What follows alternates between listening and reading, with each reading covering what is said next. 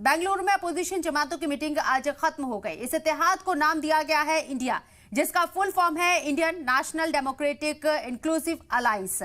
Meeting खत्म होने के बाद कांग्रेस सदर मल्लिकार्जुन खड़गे ने इस मीटिंग को बेहद कामयाब बताया, साथ ही बीजेपी और एनडीए के ऊपर भी निशाना साधा। खड़गे के मुताबिक बीजेपी संविधान को खत्म करना चाहती है। देश को और लोकतंत्र को बचाने के लिए इस मीटिंग में चर्चा की गई। वहीं राहुल गांधी ने इस मीटिंग का मकसद बताया कि कैसे बीजेपी लोगों की आवाज को कुचल रही है, उसके खिलाफ अपोजिशन एकजुट होकर लड़ रहा है और इसके साथ ही अपोजिशन के इस इत्तेहाद को यानी कि इंडिया की जो अगली मीटिंग है वो मुंबई में होगी, जहां पर यह तय होगा कि इंडिया का कन्वीनर कौन होगा। वहीं दूसरी तरफ दिल्ली में बीजेपी ने एनडीए की बड़ी मीटिंग बुलाई है, जिसमें 38 सियासी जमातें शामिल हो रही हैं। कुल मिलाकर बेंगलुरु टू दिल्ली 2024 की बिसात बिछनी शुरू हो गई है और जिस तरीके से मीटिंग्स का दौर लगातार जारी है, उसके बाद ये कयास आराई की जा रही है कि आज जो दिल्ली में एनडीए की मीटिंग हो रही है वो 2024 के लिहाज से काफी इंपॉर्टेंट होगी। हालांकि बेंगलुरु में जो अपोजिशन जमातों का नया इत्तेहाद बना है, जिसे इंडिया नाम दिया गया है, इस मीटिंग को बेहद कामयाब बताया जा रहा है।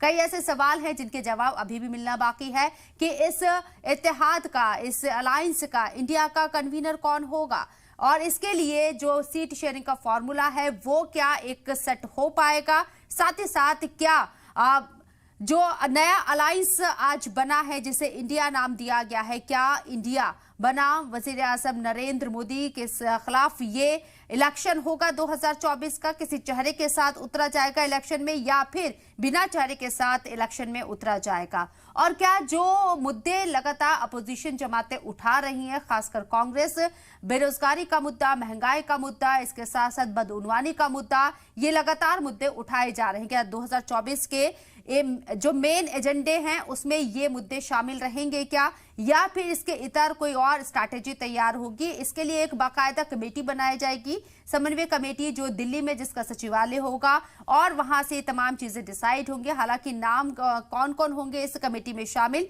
इसके लिए नाम मांगे गए हैं।